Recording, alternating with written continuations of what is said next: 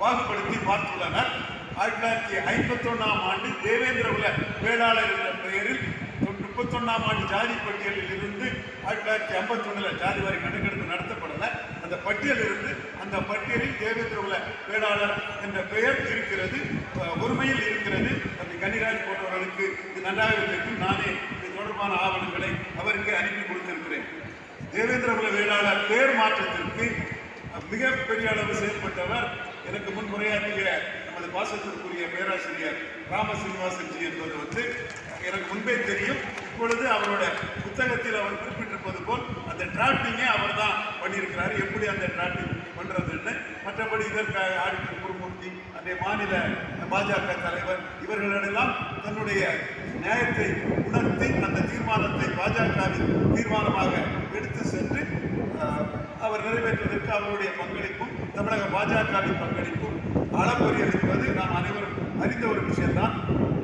நமது உள்துறை அமைச்சரும் முன்னாள் பாஜகவின் தேசிய தலைவருமான அமித்ஷாஜி அவர்கள் பசுவை தெய்வமாக வணங்கக்கூடிய சமூகம் தேவேந்திர குல வேளாளர் சமூகம் என்று இங்கு கூறவில்லை.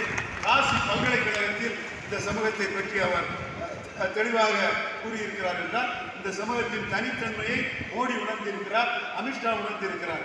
ஒரு முதல்வரே இந்த சமூகத்தின் பெயரை இதுவரை குறிப்பிட்டிருக்கிறாரா என்றால் அது கேள்விக்குறியாக தான் நான் பார்க்கிறேன். எனக்கு தெரியாமல் ஏதாவது முதல்வர் இந்த சமூகத்தை பெருமைப்படுத்தும் விதமாக குறிப்பிட்டிருந்தால் எனக்கு தெரிவிங்கள், நான் தெரிவித்துக் கொள்கிறேன். ஆனால் இந்திய அளவில் ஒரு பிரதமர் ஐஎம் நரேந்திரன் யுவார் தேவேந்திரன் என்று இந்த சமூகத்தை 7 நிமிடம் பேசி பெருமைப்படுத்தியவர் நரேந்திர மோடி என்றால் அர்த்தத்திலே அந்த சமூக நீதி உணர்வு, ஒரு சமூகம் மேலெழுந்து வர வேண்டும் என்ற இந்த உணர்வு, பசுவை தெய்வமாக மதிக்கக்கூடிய சமூகத்தை நாம மதிக்க வேண்டும் என்ற உணர்வு மோடியின் நெஞ்சத்தில், எண்ணத்தில், உதிரத்தில் இருந்ததுதான் அதற்கு முக்கிய காரணம். இப்பொழுது நாம முக்கியமாக உங்களுக்கு முன்னாடி இருக்கிற செயல் பட்டியல் வெளியேற்றம். அதற்கும் நண்பர் ராம சீனிவாசன்ஜி தன்னோட பங்களிப்பை செய்கிறாரு. என்றாலும் நீங்கள் இந்த பட்டியல் வெளியேற்றத்திற்கு பெயர் மாற்றத்தை விட மிக கடுமையாக போராட வேண்டியது இருக்கும். இதுதான் யதார்த்தமான உண்மை. இந்த உண்மையை புரிஞ்சுக்கிட்டு தான் நீங்க அதில் போட்டிருக்கீங்க இல்லையா, முடியாது என்பது கூட நம்பிக்கை, முடியுமா என்பது அவநம்பிக்கை, முடியும் என்பது தன்னம்பிக்கை. இந்த தன்னம்பிக்கையோட நீங்க எல்லாரும் இந்த பட்டியல் வெளியேற்றத்திற்காக போராட வேண்டிய சூழ்நிலை இருக்கிறது. பட்டியல் வெளியேற்றத்திற்கு ஒரு தகுதி வாய்ந்த சமுதாயம் என்றால் நிச்சயமாக தகுதி வாய்ந்த சமுதாயம் தான். இந்து முன்னணி தலைவர் மதிப்பிற்குரிய மறைந்த ஐயா தாலிங்க நாடார் அவர்களுடன் உரையாடும் போது அவர் இயல்பாகவே கூறுவார், இந்த சமூகத்தை பற்றி அவர்கள் பட்டியலில் இல்லாமல் இருந்திருந்தால் தென் மாவட்டங்களில் உள்ள கட்சிகளின் மாவட்ட செயலாளர்கள் 10க்கு 4 பேராக இவங்க தான் இருந்திருப்பாங்கிற கருத்தை அவங்க சொல்லுவாங்க. ஸோ பட்டியல் வெளியேற்றத்தில் உள்ள நன்மைகள் பெருசாக இருக்கிறது. நான் இதில் யாரையும் கூட்டி குறைச்சி அந்த மாதிரிப்பட்ட இது எனக்கு தேவையில்லை. சம ஒற்றுமைக்காக என்னோட ஒவ்வொரு வார்த்தையும் நினைக்கிறேன். அதனால உங்களுடைய பட்டியல் வெளியேற்றங்கிற எண்ணத்திற்கு சாதகமான விஷயங்களை மட்டும், அதற்கு உங்களுக்கு எந்த வகையில் வெயிட்டேஜ் இருக்குங்கிற மட்டும் நாம் கூறுகிறோம். கடந்த காலத்தில் உங்களை மல்லர் என்று கிளாசிஃபை பண்ண இருந்தாலும் சரி, அரசியல் அனுபவமும் தமிழ் மண்ணின் ஒவ்வொரு பகுதிகளிலையும் சுற்றுப்பயணம் செய்த ஐயா தாலிங்க நாடார் போன்றவர்கள் கூறிய கருத்தின் அடிப்படையிலும் சரி, நீங்கள் பட்டியல் வெளியேறுவதற்கு முழு உரிமையும் தகுதியும் பெற்ற ஒரு சமூகம் என்பதற்கு மாறுபட்ட கருத்து எனக்கு இல்லை. ஆனால் இந்திய சூழ்நிலையில் பட்டியல் வெளியேற்றத்தின் சாத்தியம் என்பது எப்படி என்றால் அரசியல் அதிகாரமும் அரசியல் விழிப்புணர்ச்சியும் தான் அதை சாத்தியப்படுத்தும். உங்களுக்கு இந்திய தினம் தேவை முழுமையான அரசியல் விழிப்புணர்ச்சி. அடுத்து நீங்கள் யாருக்கு வாக்களிக்கப் போகிறீர்கள், எப்படி வாக்களிக்கப் போகிறீர்கள் என்பதில் உங்களுடைய பட்டியல் வெளியேற்றம் என்பதை பிரதானப்படுத்தி உங்களுடைய வாக்கை முடிவு பண்ணுங்கள். இது ரொம்ப முக்கியமான ஒரு இடம்.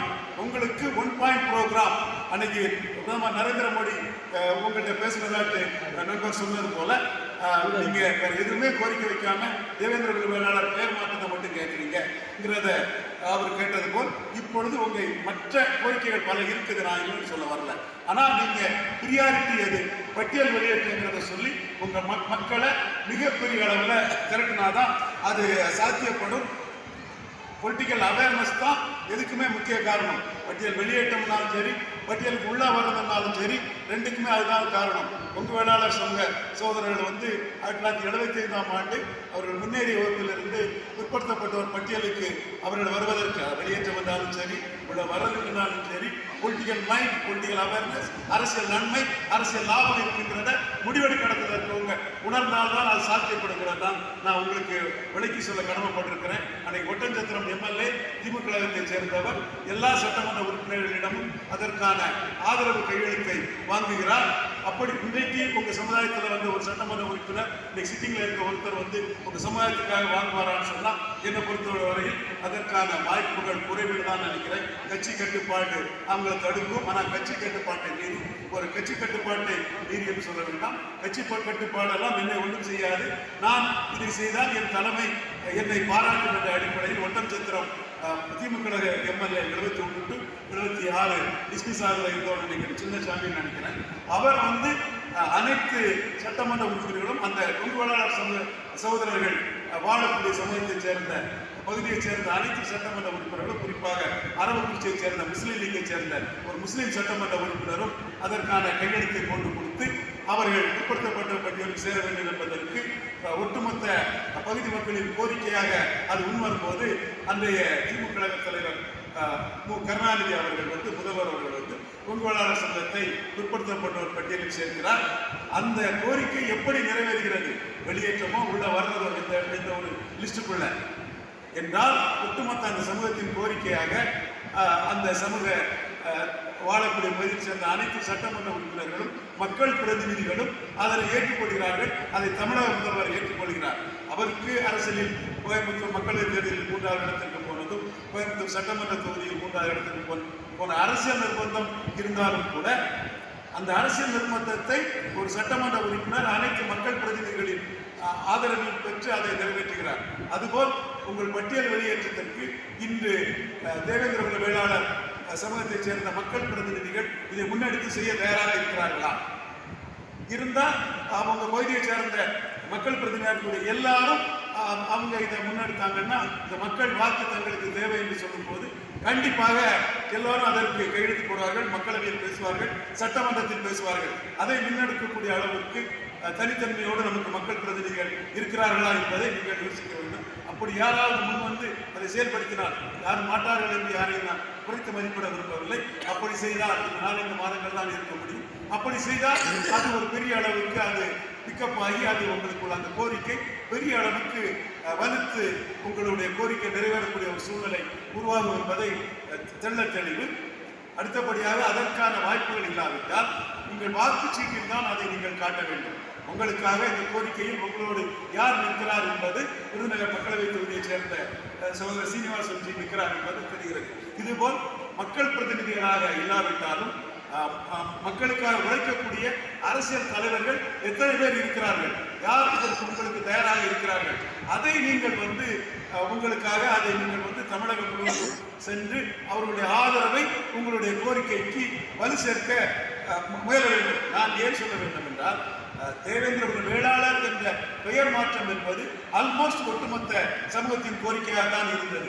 இது சமூகத்தின் பெரும்பான்மை மக்களின் கோரிக்கையாக இருக்கிறது என்றாலும் இதில் எனக்கு தெரிந்த சிலரே முற்போக்கு என்ற பல அடிப்படையில் இதற்கு மாறுபட்ட கருத்தை சொல்லக்கூடியவர்களும் ஒரு சிலர் இருக்கத்தான் செய்கிறார்கள். அப்படி இருக்கும்போது ஒரு அரசியல் கட்சி, எந்த அரசியல் கட்சி என்றாலும் அவர்களுக்கு அரசியல் லாபத்தை கண்டிப்பாக பார்ப்பார்கள். அப்படிப்பட்ட ஒரு சூழ்நிலையில் இதில் ஏற்றுக்கொள்ளுபவர்கள் மட்டும்தான் இந்த சமூகத்தின் வாக்குகளை பெற முடியும். இந்த கோரிக்கைக்கு ஆதரவு அளிப்பவர்கள் தான் இந்த சமூகத்தின் ஆதரவை பெற்று மக்கள் பிரதிநிதி ஆக வேண்டும் முடியும் என்ற ஒரு நிர்பந்தத்தை இந்த சமூகம் எடுக்க வேண்டும். நாங்குநேரி இடைத்தேர்தலில் எல்லாம் நீங்கள் வாக்களிக்காமல் ஒரு உங்கள் கோரிக்கையை ஒட்டுமொத்த மக்களுக்கு தெரிய செய்தீர்கள். அந்த கோரிக்கை பாமக வன்னியர் சங்கத்தினர் டாக்டர் ராமதாஸ் மூலமாக தேர்தல் புறக்கணிக்கை செய்தார்கள். அத்தகைய ஒரு வழிமுறை உங்களுக்கு பொருந்துமா என்றால் அதில் எனக்கு ஒரு மாறுபாடு என்ன இருக்கிறது என்றால் நீங்கள் பரவலாக டெல்டாவில், கொங்கு மண்டலத்தில், தென் மண்டலத்தில் இப்படி பரவலாக அனைத்து மாவட்டங்களிலும் பரவி இருக்கக்கூடிய ஒரு சமூகம். எனவே தேர்தல் புறக்கணிப்பு என்ற ஒரு ஆயுதம் உங்களுக்கு பெரிய அளவுக்கு பயன்படுமா என்பதில் என்பவர்களுக்கு ஒரு ஐயப்பாடு உண்டு. அதே வேளையில் பட்டியல் வெளியேற்றம் என்ற கோரிக்கையை ஆதரிக்கும் கட்சிகளுக்கு மட்டுமே நாங்கள் வாக்களிப்போம். பட்டியல் வெளியேற்றம் என்பதை ஆதரித்து மக்கள் பிரதிநிதியாக பேசுவோம் என்று சொல்லக்கூடிய வேட்பாளர்களுக்கு மட்டுமே நாங்கள் ஆதரிப்போம். ரெண்டு விதமாக அதை கிளாசிஃபை பண்ணுங்க. பட்டியல் வெளியேற்றத்தை ஆதரிக்கும் கட்சிகளுக்கு மட்டுமே எங்கள் வாக்கு. பட்டியல் வெளியேற்றத்தை ஆதரிக்கும் வேட்பாளர்கள் அவர் என்ன கட்சியாக இருந்தாலும் சரி அவர்களுக்கு எங்கள் வாக்கு என்ற முடிவை நீங்கள் எடுங்கள். அப்படி முடிவெடுத்து மக்களிடம் திரட்டி அரசியல் அரங்கத்திற்கும் மக்களுக்கும் ஊடகங்களுக்கும் உங்கள் உணர்வை வெளிப்படையாக நீங்க பெரும்பான்மையான தேவேந்திர வேளாளர் பெருமக்கள் பட்டியல் வெளியேற்றத்திற்காக நிற்கிறார்கள் என்பதை நீங்கள் மேனிஃபெஸ்ட் பண்ணிவிட்டீர்கள் என்றால் நிச்சயம் நீங்கள் வெற்றி அடைவீர்கள். அதற்கான ஒரு களமாக 2024 மக்களவைத் தேர்தலை தயார்படுத்துங்கள். உங்கள் மக்களை விழிப்புணர்ச்சி அடைய செய்யுங்கள். பட்டியல் வெளியேற்றம் தேவேந்திர வேளாளர் மக்களின் கோரிக்கை. பட்டியல் வெளியேற்றம் இந்த மக்களின் தன்மான உணர்ச்சியின் அடையாளம். பட்டியல் வெளியேற்றம் இந்த மக்களின் அடுத்த கட்ட வளர்ச்சிக்கு ஒரு ஆதாரம் என்பதை மையமாக கொண்டு அரசியல் அதிகாரம், தொழில், வர்த்தகம் அனைத்திலுமே பட்டியல் வெளியேற்றம் என்பது உங்களுக்கு நன்மை தரும் என்று உங்கள் மக்களை நீங்கள் தயார்படுத்துங்கள். பட்டியல் வெளியேற்றத்தை ஆதரிப்பவர்கள் மட்டுமே வாக்களிங்கள் என்ற முடிவை எடுங்கள். அதை அரசியல் கட்சிகளுக்கு தெரிவிப்படுத்துங்கள். அனைத்து அரசியல் கட்சிகளும் உங்கள் பின்னால் வருவார்கள் என்பதுதான் என் கருத்து. நிச்சயமாக இதை நீங்கள் ஒற்றுமையாக செயல்பட்டால் செய்து காட்ட முடியும். செய்து காட்டுங்கள். உங்களுக்கு தென்போன்றவர்கள் துணை நிற்க தயாராக இருக்கிறார்கள்.